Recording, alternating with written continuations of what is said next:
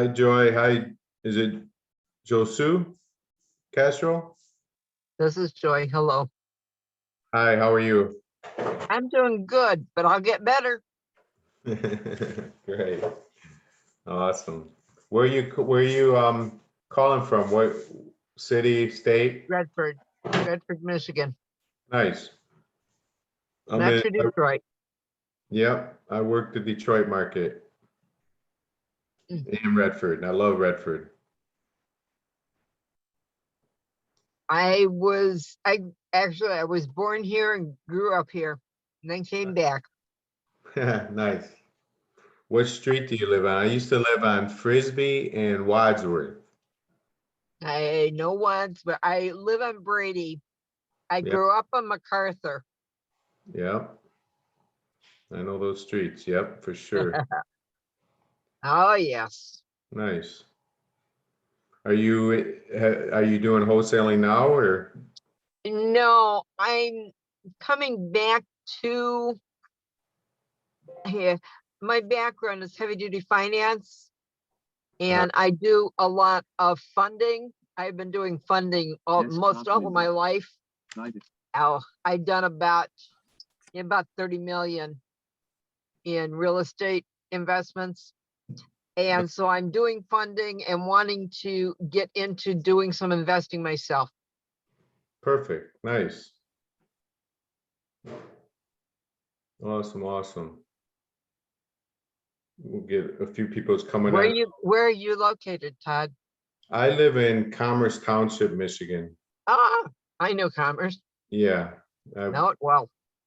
But I work in mainly like Detroit's my hub, that's where Okay. that's my main thing. But I work in Redford and Wayne County, Oakland County, Macomb County, and Genesee County are the three Okay. counties. Well, I grew up my very young years after I can't remember. My parents lived on Kinlock, I believe, when I was born, and they moved out to Handy Lake, which is out in Heartland. Okay. Yep. Not far from me. Yes. Yep. Awesome.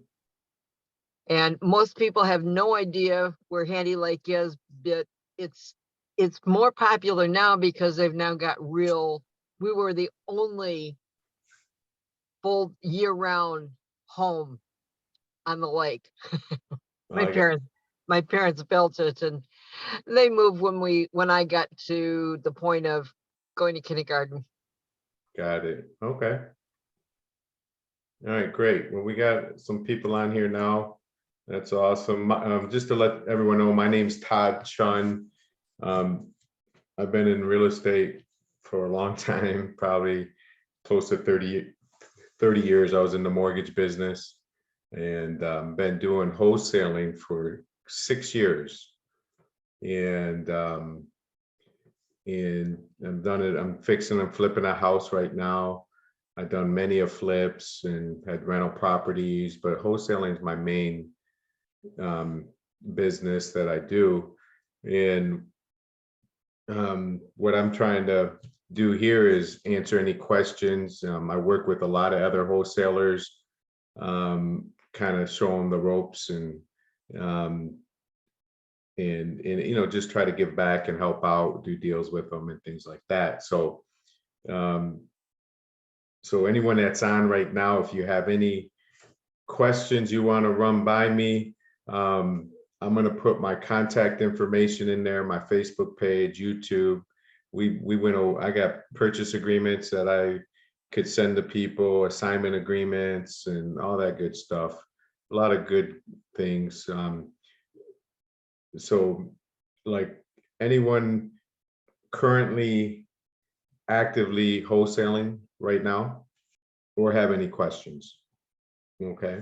If you do, just let me know, but I'll give you kind of a rundown. Like, Joy, do you know what wholesaling is? I think so, but I'm probably a little bit off. Okay. Well, wholesaling is, it's basic. it's not hard, but it's not easy either. But what it is when you find a motivated seller, and what do I mean by motivated seller? Meaning someone that I call as a don't wanter. You know, they might be in foreclosure. They might be going into foreclosure. The house needs a lot of repairs.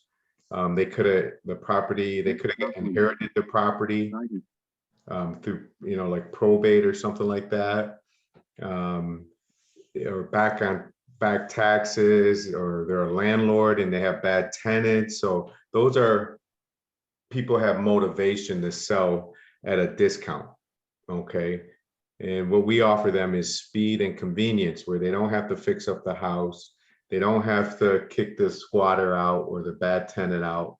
We'll buy it at a discount, a deep discount. And then we get it under contract with the seller. And we have a 30-day, usually it's 30 days, sometimes more, sometimes less. 30 days and in my contract, it says that I can assign it, meaning I could assign it to another person, another investor. So to give you an example, I might have a contract, have a deal under contract for $80,000. It's for 200,000 fixed. Yeah. 86%. Hang on one second. And it's worth 200,000 fixed up. Might need $40,000 or $50,000. Needs a lot of work. And I get it for 80, and then I go and assign it for 100. Okay. And then I make the difference at closing. I make that $20,000. That's wholesaling. So it didn't cost me any money out of my pocket. And I just it's shuffling paper. I got a contract, I got a purchase agreement that says I got the rights to buy the property or assign the property.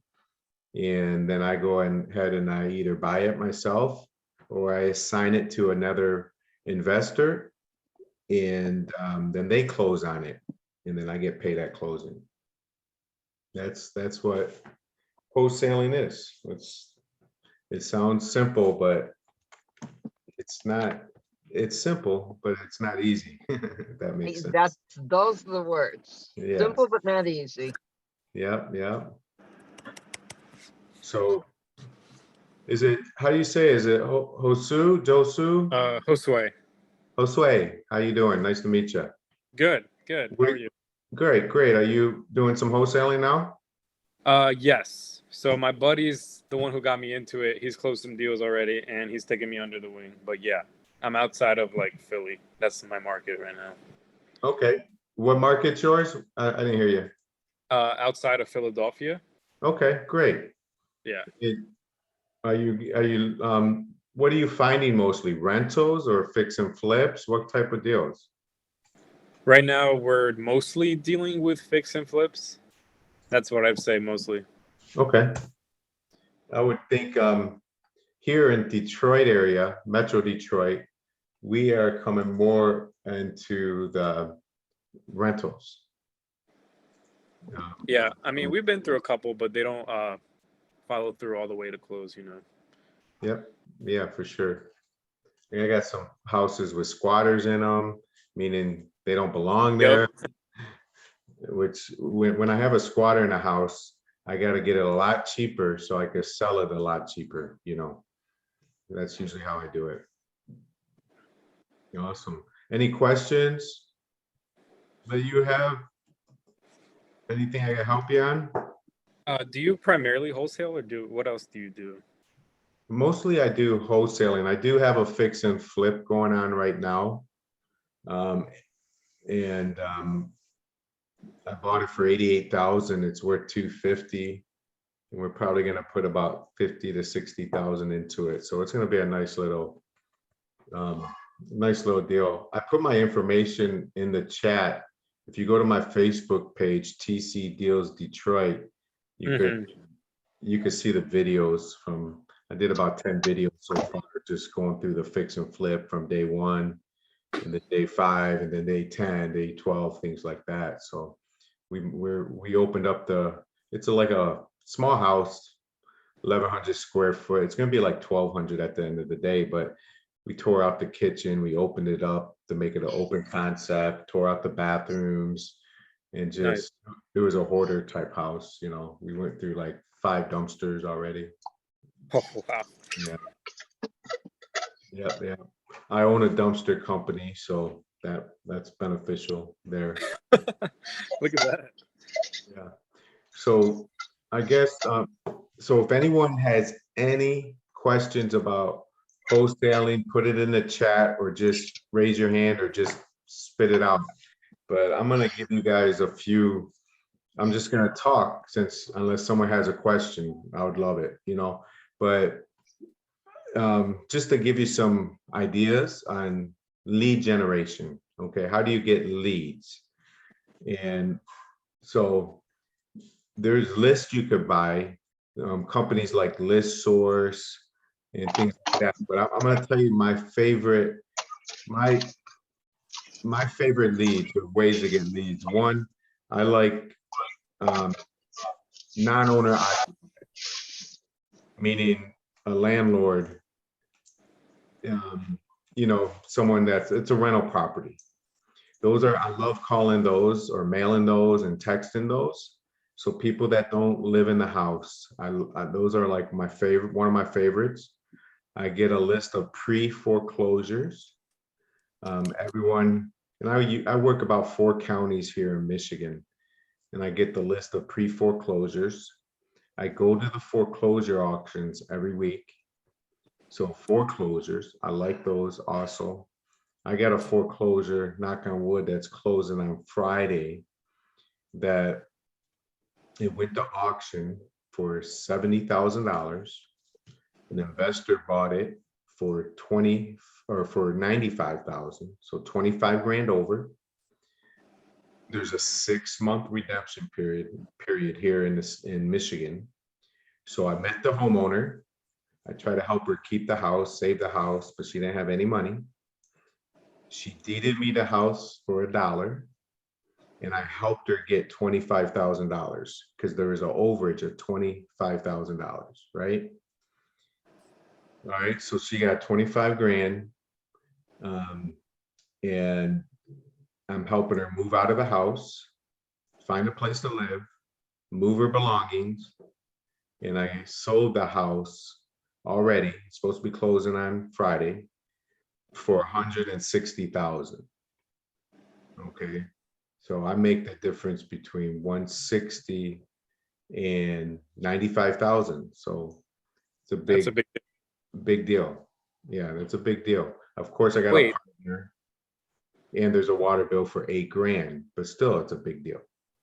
So she walks away. The original owner walks away with 25K still.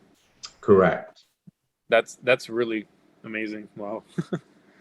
Yeah, yeah. So the How other did you investor, find the buyer? I'm sorry for interrupting. How did you find the buyer for the one who bought for 160K? Did you have to find it on your own, or was somebody already like in the auction for that, or how did that work? yeah, I found it on my own. You know, I got a pretty massive buyers list. You know, so I post a deal out on Facebook and I throw it out to my buyers list, and it's in a really, it's a $350,000 house in Detroit. It's in a fancy neighborhood. You know, so it's The Palmer Woods? Is it in it's Palmer in Woods? it's in Boston Edison. Oh, Boston. Oh, goodness. Only 300,000 for Boston Edison? Wow. About 350. Yeah, I mean the market's softened up. You know, a year ago, it's close to 500,000. I was being generous. You know, I mean, not generous. I was being, you know, I didn't want to. I would never say it's worth 500 because I did a flip in that area before in Boston Edison, and it's a different animal. You know, when you're flipping the historic homes, really big. My house was like 5,000 square foot. It was a lesson learned. Trust me, I would never do those again. I have a friend who has owned homes down there, and some of the historic ones, Mm-hmm. and bought and sold. Yes. Very interesting. Yep, yep. Yeah, so that's that deal. So that's, and then there's other deals you only make a couple, a few $1,000s. That's just the auction. So we got pre-foreclosures, homeowners that do not live in the house, right?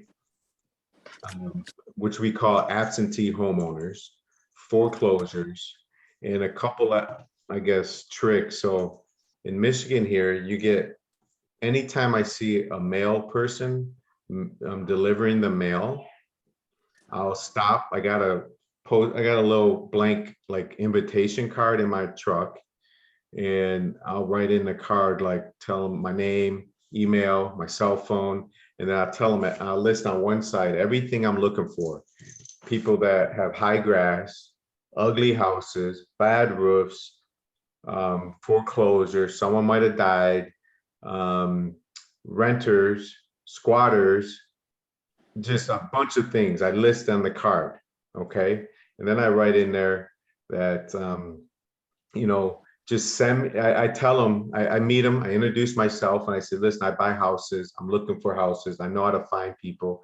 And I know your route really, really well, because they know when someone's going into foreclosure or if they're behind on credit cards and things like that, just by the mail they deliver. And That's so smart. and I tell them, just text me the address and I'll do the rest.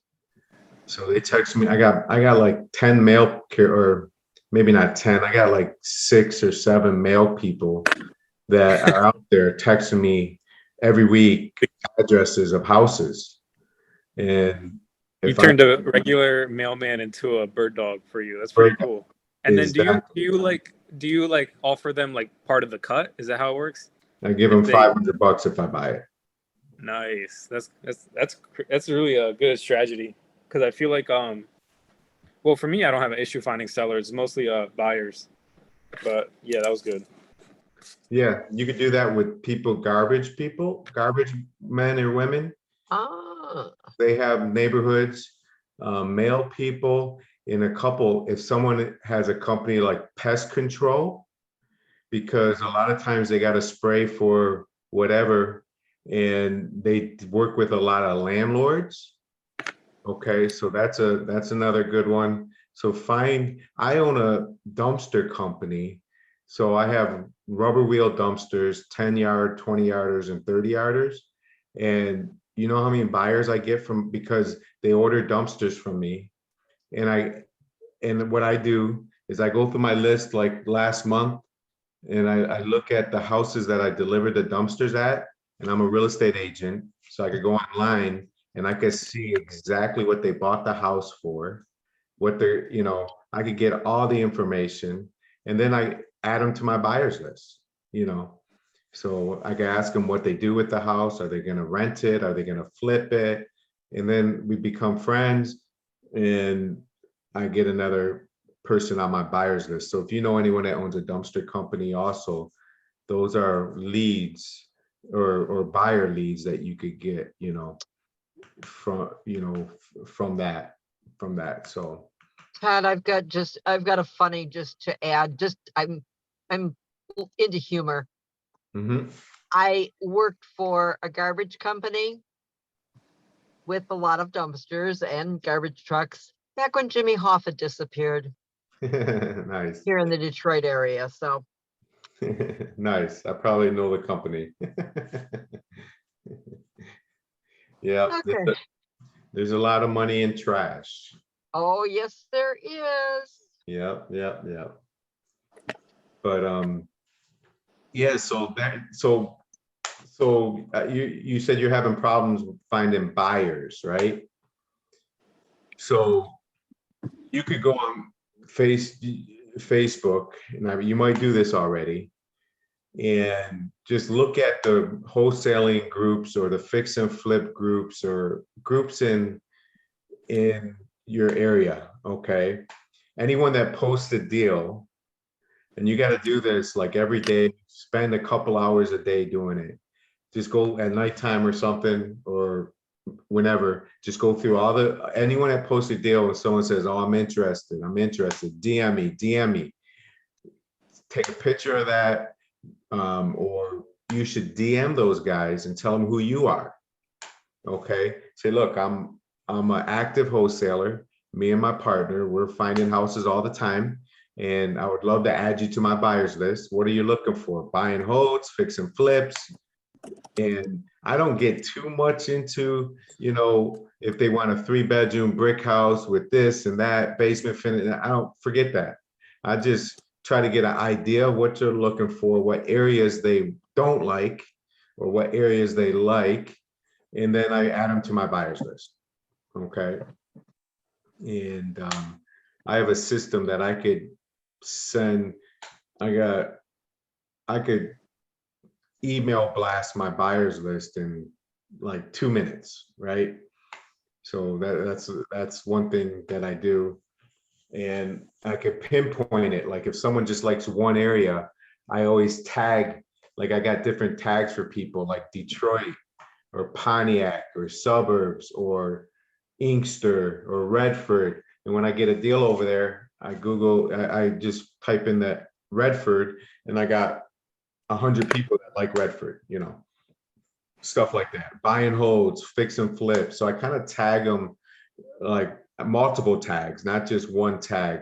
That way, because if someone doesn't like Detroit, I don't want to be sending them 10 deals in Detroit that week. They'll get sick of me, So that's one way you could do it. And going to the meetups, meeting people, getting your name out. Do you have meetups where you're at? Yes. Okay. I personally haven't attended one yet. And then the one time I did, it didn't happen. So, but my buddy has been to like 3 of them, and he always like walks away with like a bunch of business cards. So I know it's essential, Yeah. So I would say, yeah, you definitely want to go to them. I purposely don't have a business card because I get people to ask me all the time. I just grab my phone out and I send them a text message. And when I send them a text message, I will put their name. I will text them my information, and then I will also text them their name, their email address, what they like and stuff like that. So I could go back to it. And my suggestion is that same night or the next morning, you go through your phone and you write them all down, because you'll forget. Just like business cards, I got a stack of business cards here. I have no idea where these cards belong to. All right. Mhm. I got to do things right away, else I forget. Everyone's on their phones now, a car won't do it. Yeah, right. So that's one thing I do. And then I grab a big sign. You know what a bandit sign is, right? Yeah. Okay. We've hung up a couple around the area. Yeah, so I take a back of a bandit sign and I put I'm trying to think. It's actually in my car, and I put my name, my email address, TC Deals Detroit, and I got a link to my Google page with all my deals, and I take that to the meetups, and it's huge, and I look funny. I don't care. Like I got 12 of these shirts. I wear this every day, and on the back it has my phone number on there. Okay, so Smart. I Very just, smart. yeah, I got a jacket like this. I got 12 shirts, long sleeve shirts, a hoodie. That's all I have. That's what I wear. So I just people just talk to me. When I had the blue mask on, I would put TC sells cheap houses. I sell cheap houses, and I get everyone ask me, what does that mean? What do you have? Where do and we just start talking. So, but yeah, why do you have to double close when wholesaling to buy and hold investors? Why do you have to double close? Yeah, What state are you in? Nevada. You're in Nevada. I'm not sure the legality in Nevada, or the way it works. In Michigan, we don't have to double close. Okay. I don't really double close. The seller, because my title company's you got to get a friendly, like a wholesale friendly title company. Okay, where they know what you're doing, they don't care, you know, and they do two separate HUD statements or settlement statements. One is a seller statement, one is a buyer statement. The seller will never see that how much money you're making or anything like that. The buyer will. So the only way you would want to double close is if you don't want the buyer to know how much money you're making. Okay, it shouldn't matter how much money you're making, but sometimes it does. You know, sometimes if I have a buyer like that, actually, I'll tell you a story. I just had a closing a couple weeks ago, and at the closing, the buyer noticed how much money we were making the day of closing, and he was a pain in my rear end. I will never deal with this guy again. Anyway, he tried to have us cut our assignment fee $5,000. Okay, I sold it to him for $37,000. It was a nice neighborhood of Detroit, and we got it under contract for $10,000. Okay, so he was upset that Glad we you're doing good. so much money, and so long story short, I told him there's no way I'm cutting my assignment fee. If you don't want it, I'll take your earnest money deposit and I'll buy it tomorrow. Okay, I'll figure it out, because it was that good of a deal. I knew it was. And it was a hoarder house, books galore. It's on my Facebook page also, I'm sure. Books galore, but you know, 37,000, and it was worth 160, maybe more, you know. It was a nice house. Long story short, he said he would call me back in an hour. I said, why do you need to call me back? He goes, well, maybe you'll cool off and you'll see what I'm trying to say. I said, absolutely not. No need to cool off. I said, all you got to do is text me yay or nay, yes or no, and I'll know what to do. Anyway, long story short, he bought the deal, but that's what some buyers do. So sometimes you got to double close, because if you're making too much money, you know. Does that make sense to you? Yeah, that makes sense. I had read something today about, I'm still learning, haven't started anything. And I read something today saying the downfalls of wholesaling to buyers that hold. So I was just wanting to know, get a little elaboration on that. Right. Yeah, that's so that's only, I guess, the only reason why you would want to double close. I always tell my buyer, I try to tell them in the beginning, it shouldn't matter if I got the house for $1 and sold it to you for 50, or if I bought it for 49,000 and sold it to you for 50. What's the difference? Except for my money. Because when you flip the house and hopefully you make 50, 60, 100,000, $200,000, I'm happy for you. I'm not asking you for any money or anything like that, you know. So hopefully they see that. You know, there's a lot that goes into wholesaling, as if you're in wholesaling, you probably know already. You know, I mean, as a beginner wholesaler, I think one of the best things to do is driving for dollars, where you drive neighborhoods. And I have the Deal Machine app. I use Deal Machine. They got other ones out there. And on Deal Machine, you can, as you're driving, it will track your route, and you see a house, it'll have the address on there. You just click on it, right? And you might know this already, but you click on it, it'll give you the person's name. It'll give you all the public information, mortgage, things like that. You could skip trace it right there if you want, or you could send them a postcard. Okay, so I think you go and drive a neighborhood for 3 or 4 hours on a Sunday, or 5 or 6 hours on a Sunday. You could probably get 100 to 200 houses, you know, and then you skip trace them, And then when you skip trace them, then Monday you start calling them. I think that is the best way of doing it personally, especially when starting out. I don't think you need to get a dialer.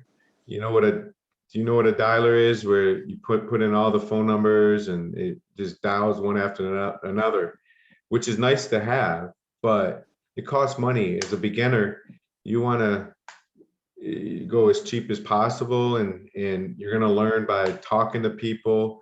You could, you know, if you get a voicemail and you know it's them, you know it's them on the voicemail, then at least you could send them a text, you know, to follow up with them. You could, you know, a couple tricks, a lot of things I've learned over the years. I hear it from podcasts and things like that. So when you call somebody and you get a voicemail, hang up automatically and call them back again. I call that double tap, right? You call them back. A lot of times, over 50% of the time, they'll answer the phone. They'll think it was important, and they'll want to answer the phone. So call them, don't leave a message, hang up and redial it again.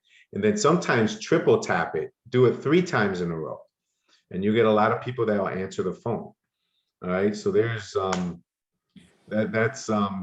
that's one way of doing it. And then if you do leave a voice message, try not to, you could try, you know, sound really happy. I'll give you, here's one, I call it the cliffhanger voicemail. Okay. So if I say, "Hi Joy, how you doing? My name's Todd. I'm calling regarding your property there on Brady Street. I have a property in the neighborhood. I wanted to talk to you about," and I hang up. Okay. So I just cliffhang it. I hang up. And a lot of people, she might call me back and say, "Well, who is this? You know, what's going on? Blah, blah, blah." They want to, their curiosity is there, right? So you kind of say, "Oh, I got some great news for you." And you just hang up. You know, they got caller ID. If they listen to it, they'll call you back. And when they call you back, you know, Joy calls me back and I say, "Oh, hey, Joy, how you doing?" You know, and I said, "Oh yeah, what street are you on?" Because she's gonna say, "You called me and left me a message." I'm gonna say, "Okay, I call a lot of people. What message did I leave you?" "Well, you said you had a house by my house." "Where's your house at?"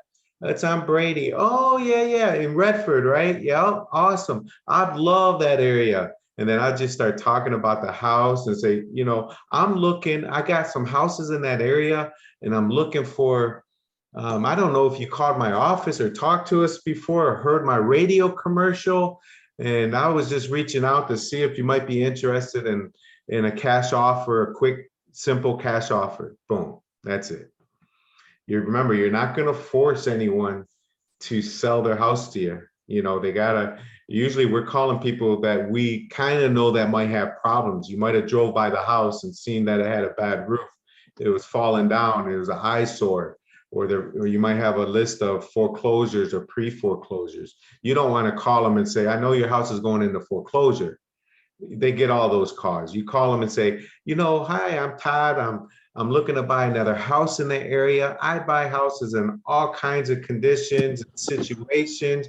Some people, they just want to move to Florida. They might have some back taxes. They might be behind on some bills, going into foreclosure, or someone might have passed away.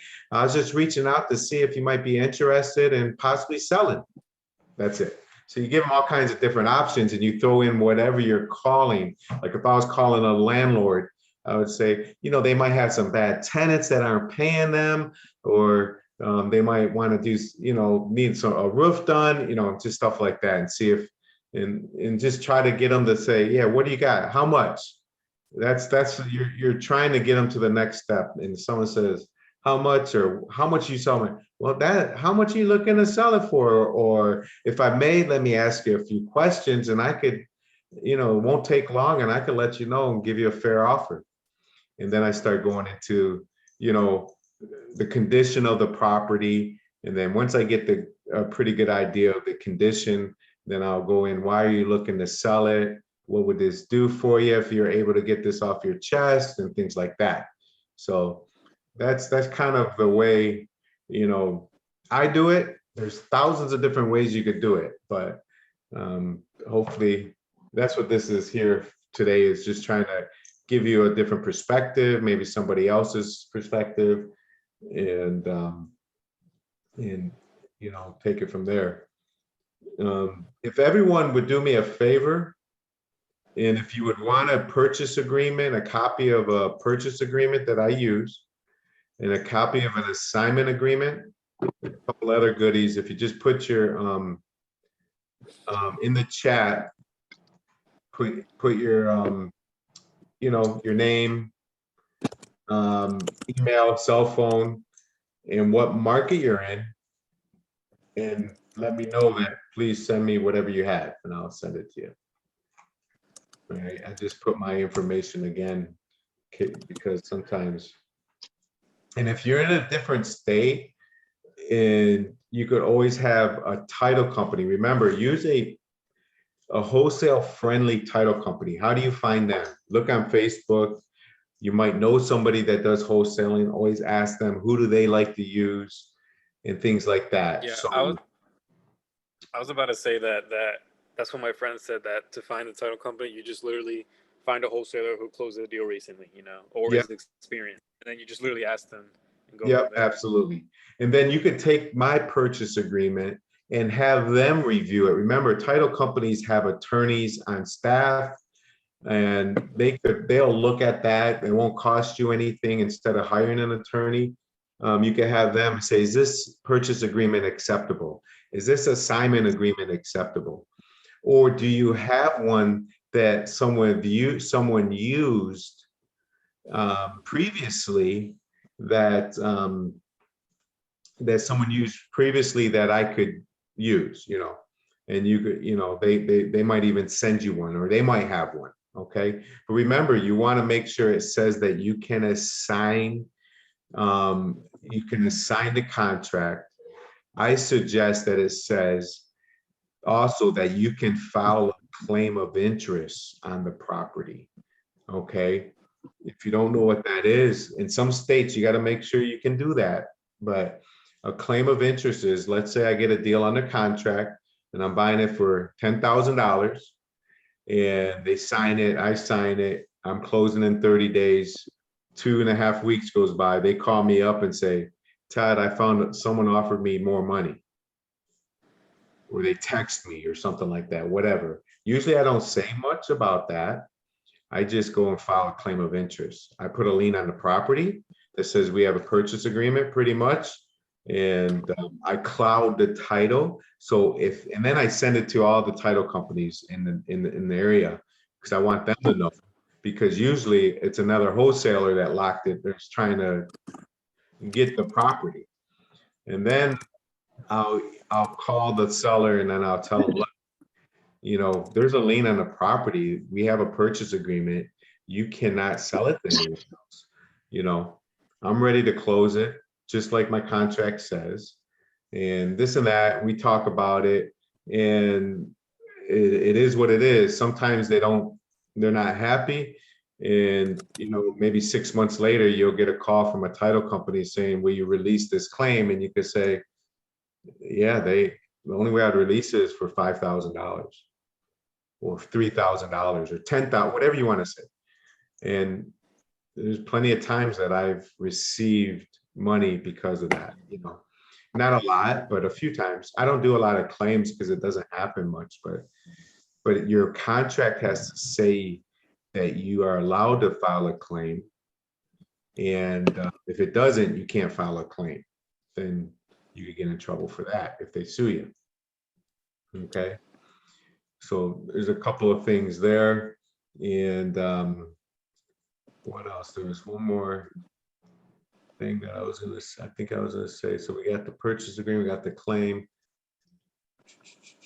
I think that, oh yeah, earnest money deposit. I don't know, you know, standard traditional real estate, it always has earnest money deposit. I don't put an earnest money deposit section in my purchase agreement. In Michigan, the purchase agreement is enough to lock up a deal. You don't need $100 or $10 or $1 or whatever. I forget what they call that. That's called, some people say you gotta have, I always forget that. I'll think of it. But anyways, so long story short, earnest money deposit is what I don't put in their contract, and they never, you're dealing with someone that has a problem and you're solving their problem. They're not a real estate agent, and they're not going to ask for earnest money deposit. 90% of the time. Once in a while, you'll get some people that will ask for earnest money deposit, and it all depends on how good of a deal it is. If it's a great deal, I'll give them $5,000 or $1,000 or $10,000 or 500, whatever the lowest amount that they will take, if I know it's that good of a deal. Okay. All right. Any other questions? The claim of interest, you will want that in your assignment contract?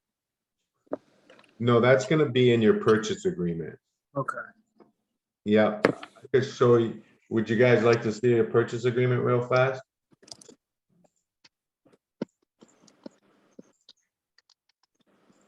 I guess it's up to me. I'll show you. What'd you say? I'm going to show you my purchase agreement real fast, okay?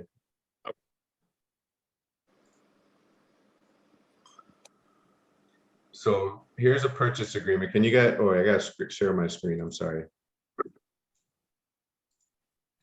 I did a video on this already, but I'll just go over it real fast.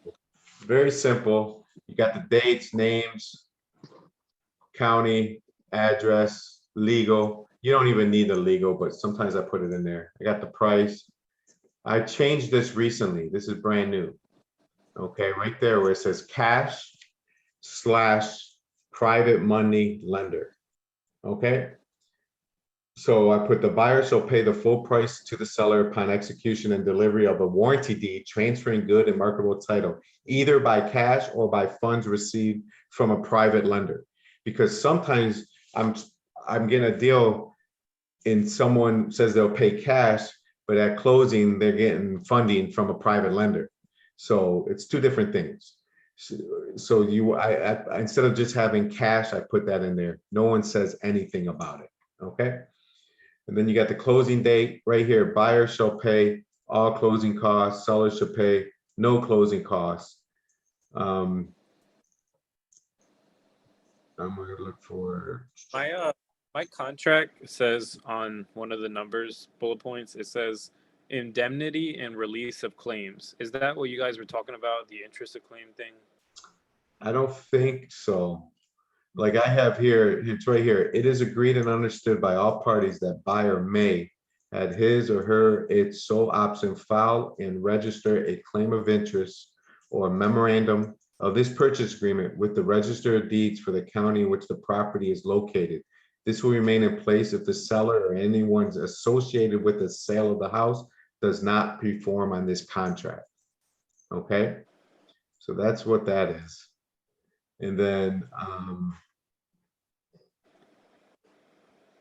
and here's my escape clause. All right, let me see. I gotta find it. Oh no, I got it. Here, it's down here. Well, let me go over this. I'll tell you where the escape clause is. Seller agrees that the buyer, right here, also is important. Seller agrees that the buyer may market, list on the multiple listing service, the MLS, negotiate and resell the property to a third party via assignment of contract. Buyer may elect to assign the contract to a related entity or third party. In the event assigned, all rights, interests, suits, claims, and titles in this agreement will be assigned to the assignee, and the assigner will be released from all liabilities and obligations contemplated by this agreement. All right, so here's my inspection clause. Purchase is contingent on favorable inspection. Okay, so that's a broad statement, you know. So I could go down, it could go down to the wire at towards the end of the deal, something doesn't work, and I just didn't have a favorable inspection. I don't even give a reason, just it's not favorable. I don't use that much, but technically it's there. All right, so that's it. That's pretty much the main points of that purchase agreement. All right. Oh yeah, I'm trying to get out of it. So Is there any loophole for like beginners when it comes to EMD? Like, for example, I feel like a lot of people require that when I'm looking for sellers, and sometimes I wonder like, oh, it probably will go through if like I had that much, but having like a proof of funds and EMD, like really, like they always ask for something bigger, like EMD wise, and it's just like to the point where I'm like, I can't do that. who are you talking to? Real estate agents? Are you talking deals on the MLS? What are you talking about? I'm not on the MLS just yet. This is for sale by owners. Okay. So even as simple as just finding them on Zillow, Yeah, I got you. I had in the past, but I don't remember the last time I had to show a proof of funds or an earnest money deposit. Don't even remember, because it never comes up because I'm solving the problem that they're having. So if the for sale by owner might not have a problem, they just want to sell their house. Yeah, a little bit different. Maybe that's why it's coming up. And when maybe the motive there all the way. yeah, but they want to sell. They just really either they want to. You got to find out, is there a problem, or do they just not want to pay a real estate commission? And that's why it's for sale by owner, right? But so a lot of times also is we're talking. I lost my train of thought. It was going to be a good information. That's all right. No, it's not your fault. Yeah, so I was having I guess my main obstacle is that like I'll get something under contract and I throw it out to buyers and they come back with the price is too high. And the first time I did that, I learned my mistake. Maybe I miscalculated RV. Maybe I should push further for the discount, But it gets to the point where like this time I'm working on a deal right now. It's active right now. We just have to find the buyer. And we showed a couple people and like we really ran our numbers good this time. We did the formula, 70% rule, minus repairs, minus fees, everything. We calculated and we're like, okay, this works.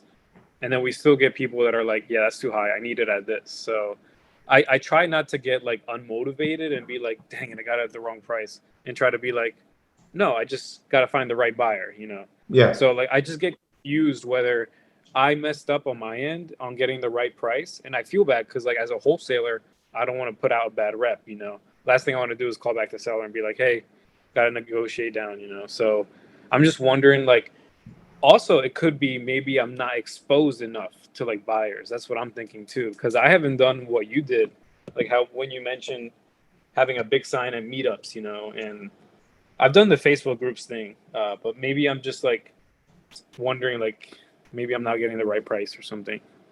Yeah, these buyers they wanted like a deal, and like I run my numbers and like the formula matches, but like they still want it lower, yeah. So yeah, there's a lot of things you put in there. Sometimes right now the climate is a little different. People, if you're fixing flipping houses in 2 or 3 months from now, all the big comps that are here right now aren't going to be there any longer. The market's not, it's shifting a little bit. So they're being careful, they're being cautious. And so you got to let your sellers know, whatever price, let's say it was 80 grand. You think 80 grand's a good price for the house. You could always say, look, I'll be honest with you, is 3 months ago, I would offer you $80,000, but I gotta, in 3 months from today, 6 months from today, it's going to be a lot different than it is today. I gotta, best I'm going to be able to do is 70,000 or $71,552.10, something like that. Like you really figured it out. So, so you gotta just, try, yeah, you got, a lot of times you gotta let them give you the offer first instead of you figuring out the offer that you want to pay. I had one recently. It's gonna be my biggest deal yet. It's in probate right now. We got it locked up. We're gonna buy it because I ain't messing around. I'm not wholesaling it. It's that good of a deal. I would have paid $180,000 for this house, easy, right? There's a 4-unit in downtown Oxford, and the lady is a millionaire, 81 years old. Her husband passed, he was a lawyer, and they own a bunch of houses. And she has this fourplex that she wants to sell. She wants to sell them all. I'm gonna buy all her houses. And I asked her the question, how much are you looking to sell it for? And she goes, anywhere from $60,000 to $80,000. I said, how about 70? Would that work? She said, great. I'm gonna list it for 350 on the MLS. That's, so instead of trying to make someone an offer, you try to let them tell you what they would like to have. Doesn't mean, what are you hoping to get? What would work for you? This and that. And then if it's too high, you could just moan and groan and say, I was thinking half that. And then be quiet and see what they say. So Right. you just gotta, you don't want to dig yourself, you don't want to piss them off so much that they hang up on you or they won't talk to you again, but you gotta,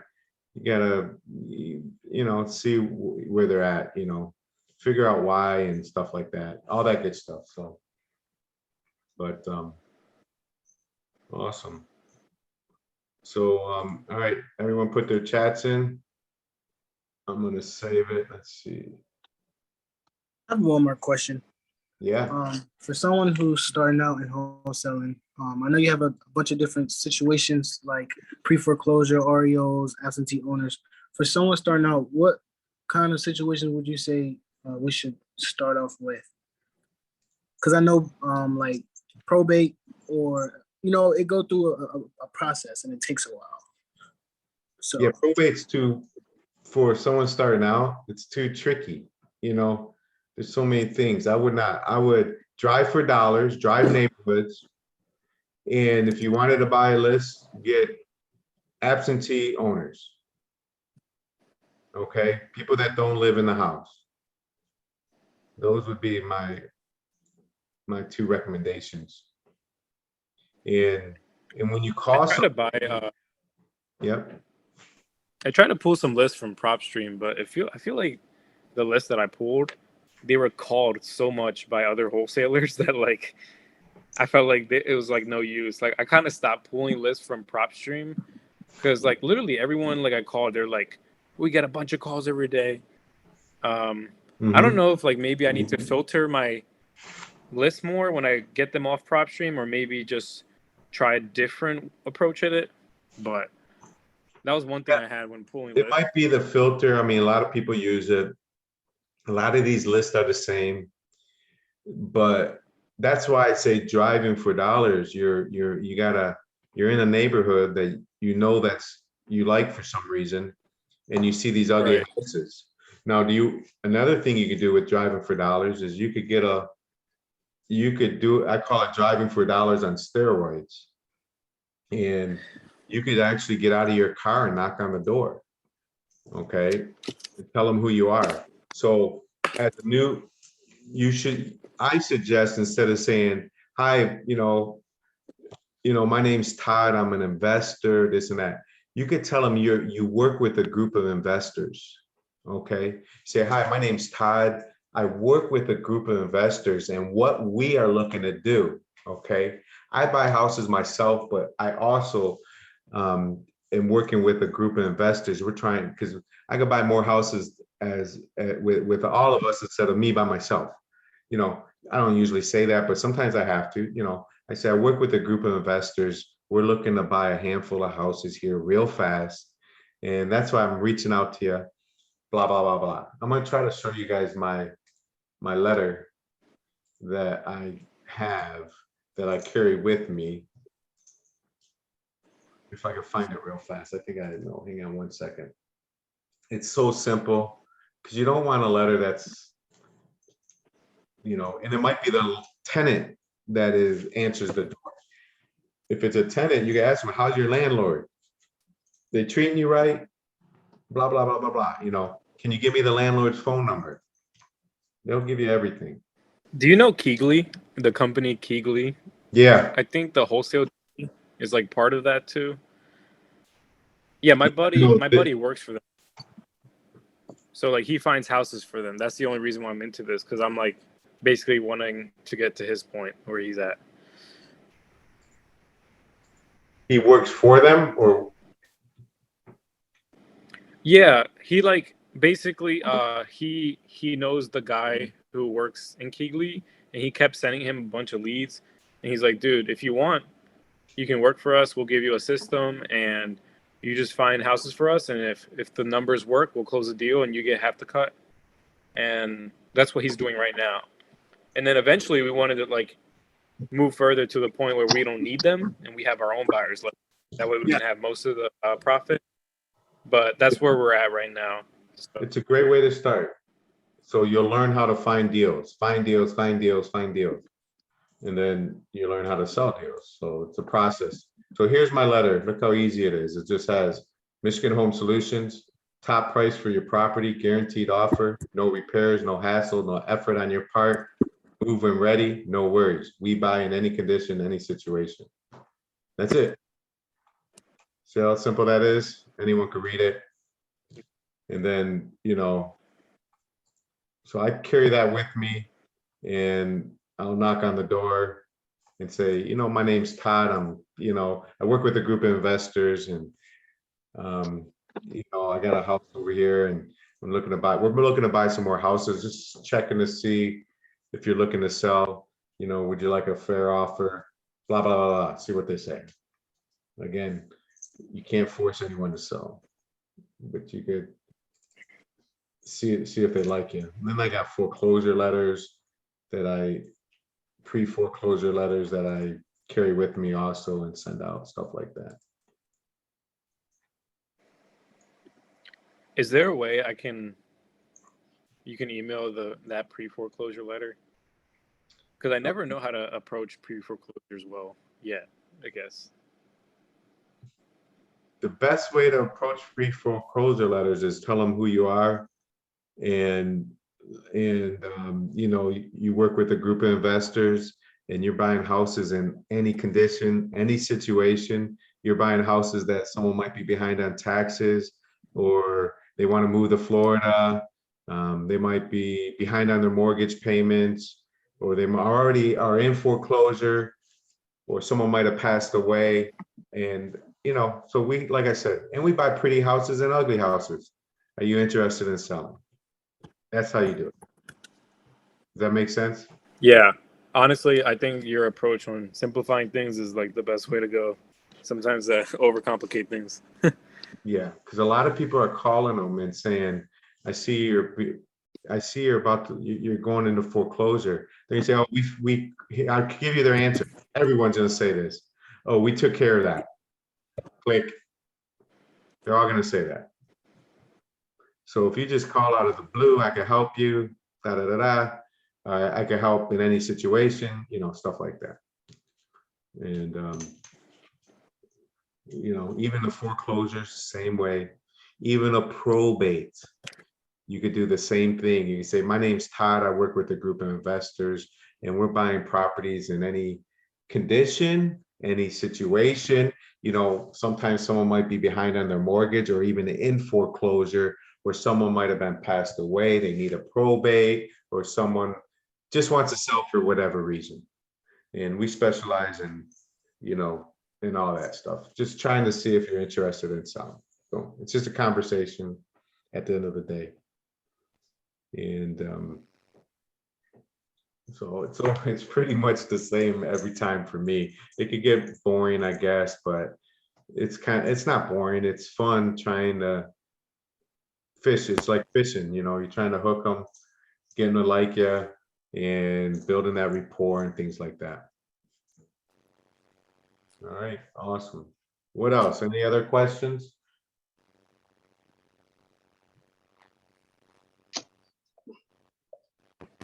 I have a Yeah. question.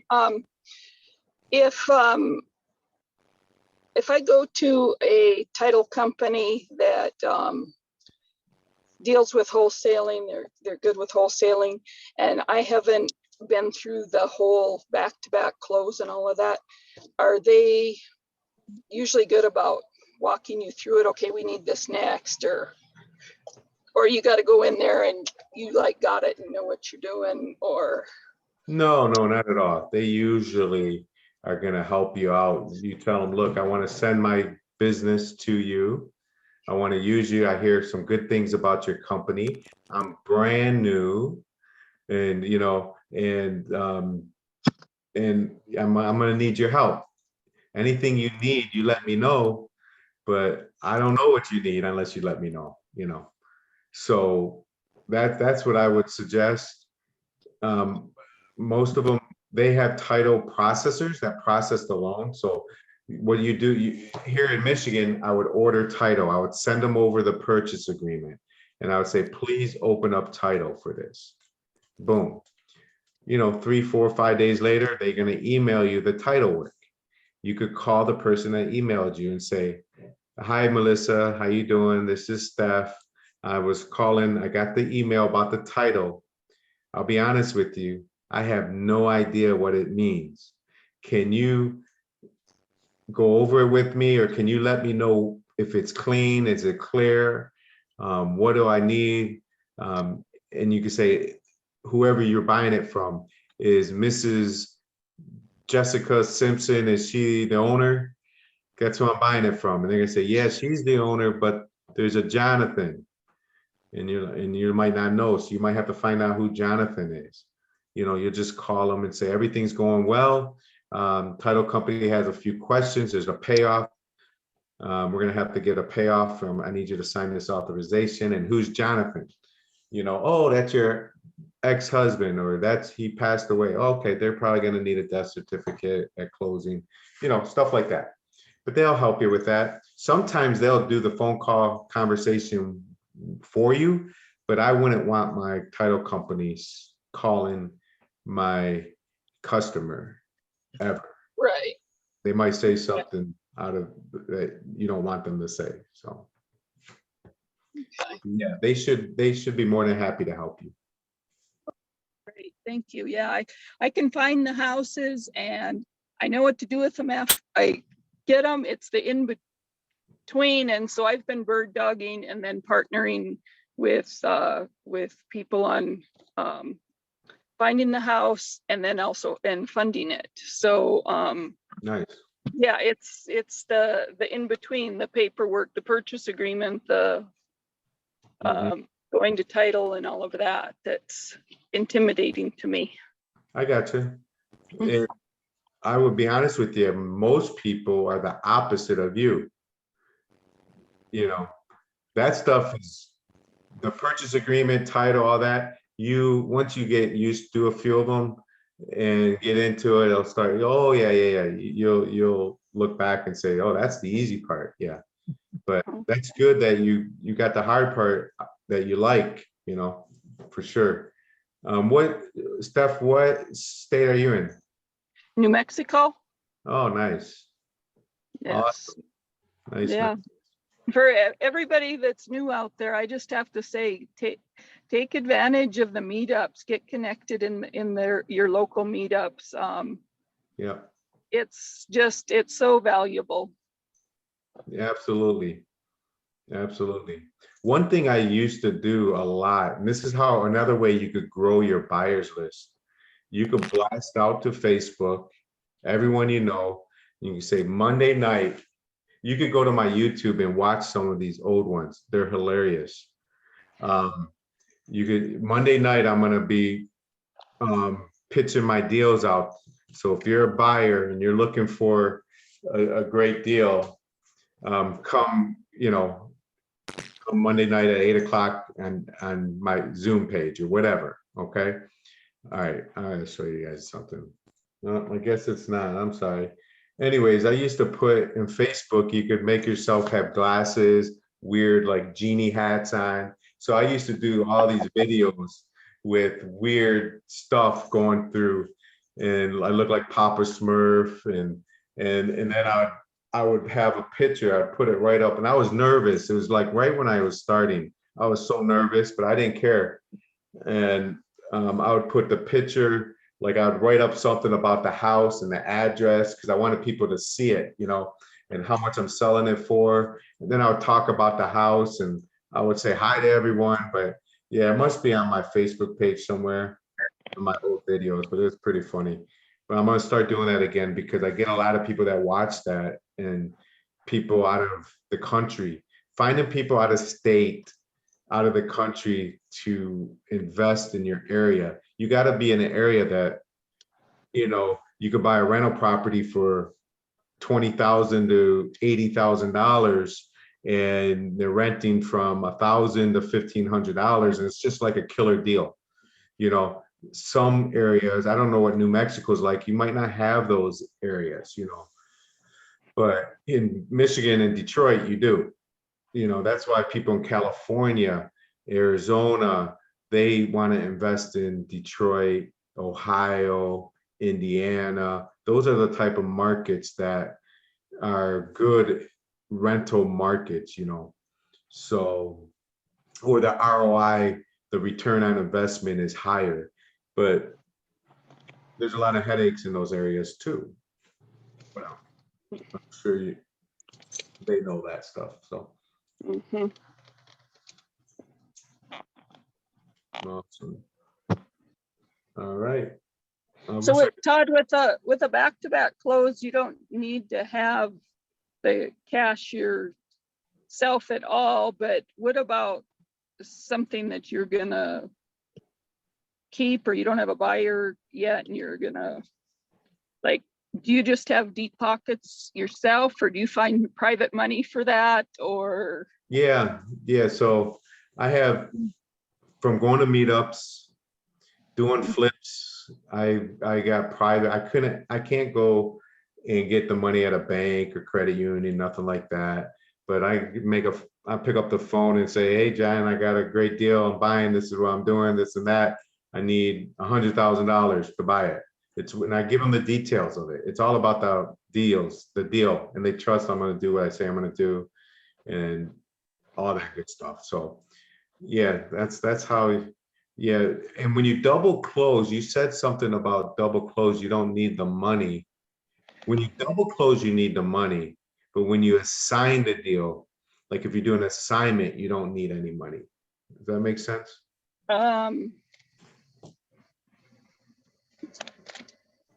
Somewhat, I know both of the terms, but Yeah, double close means you're gonna buy it for 50,000. So someone's gonna buy it and you're gonna close it, and then 10 minutes later you're gonna sell it for 70,000.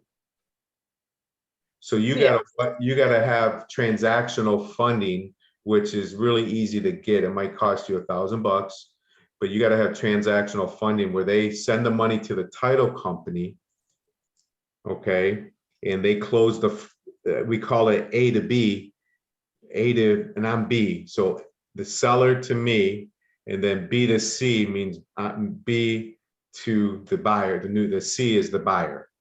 Okay, so A is the seller, B is me, the wholesaler, and C is A is the seller, then I'm the B, and then C is the buyer. So it's an A to B closing.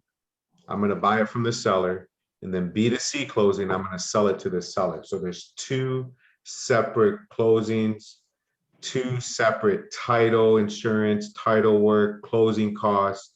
So that's why I don't like to do double closings. okay. Okay. And that's when you need transactional funding. Yep.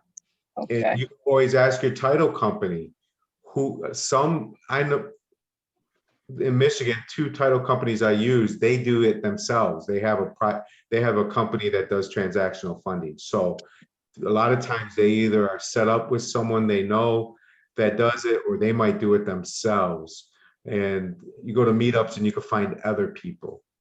Or you might have a family friend that has 100 grand sitting around, and you say, look, I'll pay you guys $500 if you do send this money in, and you'll get it right back. You know, so it'll be cheaper than, you know, what someone else would charge you. Sometimes they usually charge like 1% of the loan amount, and they might have a minimum of $1,000 or 800 or 1,200, something like that. So it all depends. Okay. It all And are most of them, do you have to have the buyer right then at that moment? Because the transactional funding that I had access to a few years ago when I was working on this, you had to have that buyer and the lined up already. Yeah, they're gonna want transactional funding. Means you're just loaning it to you for 6 hours or a day or something like that, you know.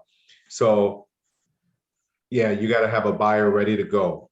So usually when I do that, I have my buyer sign the documents first, and then the seller signs it right after.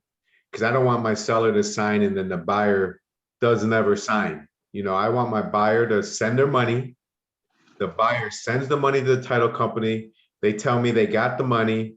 He's signing the docs, and then I have my seller come in at the same time, you know, like a half hour. I bring them together at the same time. But I want my buyer to sign and send money first. That way I know they're committed, and then I have my seller do it. So. Okay. So as soon as you have that buyer sign, that's when you Yeah. get transactional funding. Yes. Yep. But a good way of doing it, Steph, if you have a great deal, but you gotta make sure it's kind of like you're getting a short-term lending, meaning you worked something out with a private lender saying, look, I want to buy this deal, and then I want to turn around and wholesale it, meaning I want to sell it on the MLS. I want to clean it up, you know, take 2 or 3 days, clean it up, make it look pretty, or better than it does, clean it out and put it on the MLS. You'll get more money when you put it on the MLS, or you might then pitch it out to everyone, but you are the owner at that point. You know what I mean? Because you went and borrowed the money from somebody to get that house. And then, you know, that's a good way of doing it, but you got to make sure it's a good deal, because what if you don't sell it at the end of the day? But you usually will. I mean, because the lender's not going to lend it to you if he doesn't think he knows what he's doing too. So he's got to make sure there's room in it, because he don't want that house back. Correct. Yes. Okay. Yeah. Yeah, but that's where I'm kind of getting to right now, is where I got someone that we got 100, you know, a couple $100 grand sitting there to the side, and I get to use it as much as I want. It's like a revolving, I'll use it, close the deals. Now I got it back up there, credit line again, I use it again, and I try to see how many times I could use it in a year. And I do that just to take down these wholesale deals, clean them up, sell them for more than I would have sold them just by assigning them. So if I would have signed it and made 10, but now I could clean it up and make 25, that's awesome. You know, without flipping it, without doing the whole 9 yards.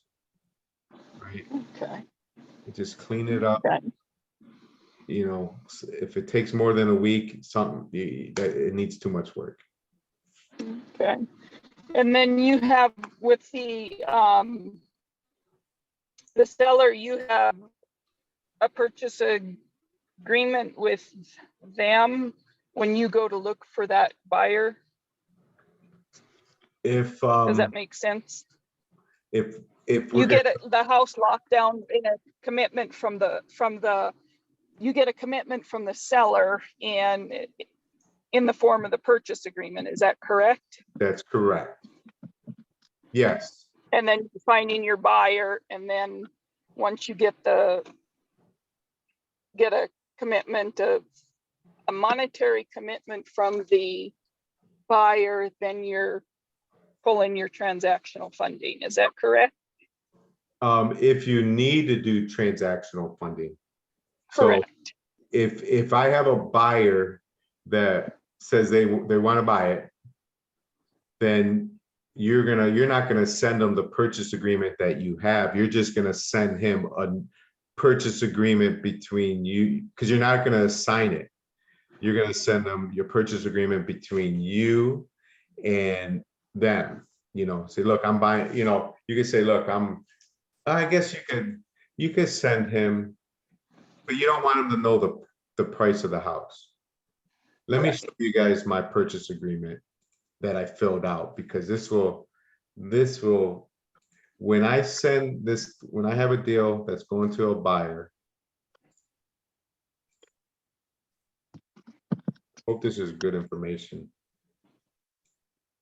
Here, all right, let me share my screen again. All right.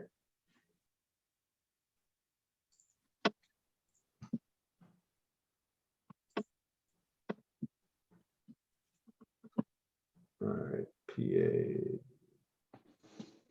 Not that, that's right. This might be it. No, that's an assignment.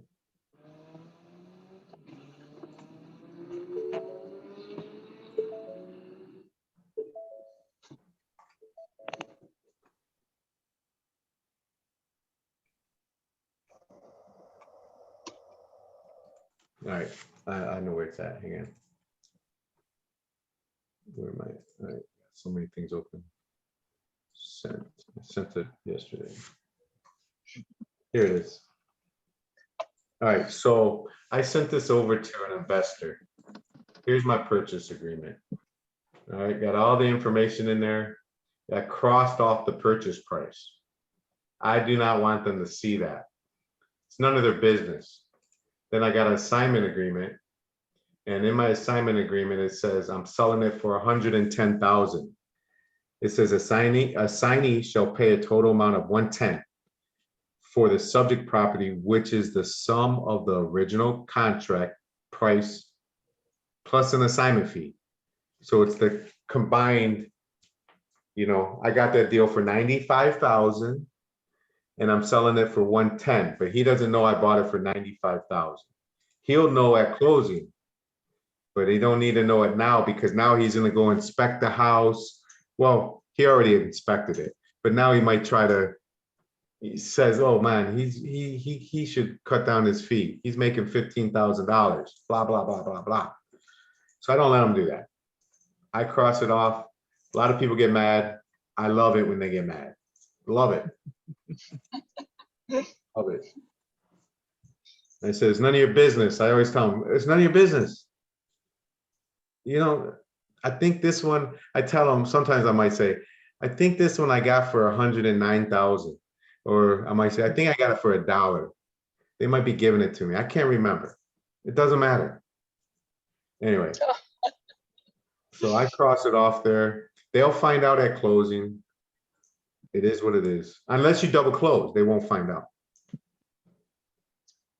But I don't double close. I don't remember the last time I double closed, because you're paying double the closing cost. You're borrowing money. Only way I was, well, it's not a double close. It's just like close, unless you're making 100 grand, 50 grand or something like that, and you don't want it to blow up in your face, then, and you don't think you got any other buyers, or you don't got someone that'll buy the deal with you or for you or lend you the money, then double close.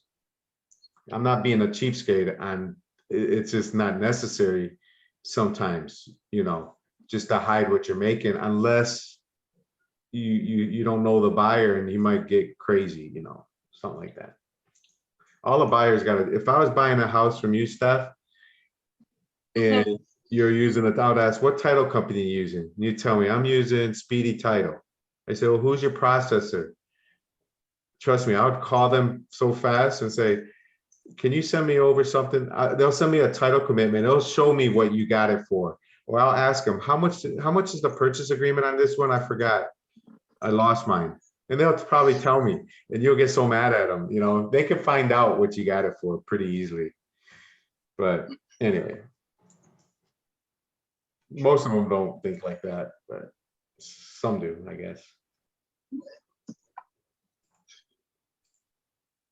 Awesome. All right, so any other questions? Nope, yep. Awesome. Well, I appreciate it. Thank you, everyone. Nice meeting you. Thank you, Have you- Todd. I appreciate it. Absolutely. Thank I'll send you. Lots you of guys- wonderful information. Thank you. You're welcome. I'll send you the documents, the purchase agreements. You got my cell phone. If anyone has a question, feel free to text me, call me, whatever. Text is best. Okay? You've been Appreciate it. around, you've been around Detroit long enough. Do you remember Mid-States Mortgage? Mid-States Mortgage, it sounds very familiar. I was in the mortgage. I was at Remington Mortgage for 22 years. I was the vice president. That was after the crash in 1980. Okay, I- yeah, mine was before the last crash, I guess you would say. Yeah, I took over as CFO for the entire Seligman organization, which included Mid-States. I heard it With- sound, yeah, Yeah, Seligman, the big builder. I did all the construction work. I'm the financial wizard and the Nice. crazy lady, but I Mhm. took over Mid-States after the 3 lead banks filed Chapter 7. Yeah, We got it converted to an 11 and I got them out of bankruptcy. nice. And it's now operating as Sterling Savings. I heard of them too. Yeah, for Yep, sure. that's what it's operated. That's Mid-States now. Okay, But I've been around obviously a day or two. yeah, nice. And I know the construction side, I know the real estate side, I know the sales and the purchase side. So that's why I'm getting back into her. Yeah, you gotta find out what you like to do. and Yes, Go for it. exactly. That's what I'm looking for. So I really appreciate your time. Thank you for all the wonderful information you've given us. 100%. You are excellent instructor. Thank you. Thank you. Appreciate it. You're welcome. Have a good night. See you You guys. also. Thank It's you. nice to meet all of you guys. Thank you. You as Steph, well. nice to meet Good you. night, everyone. Good night. Right.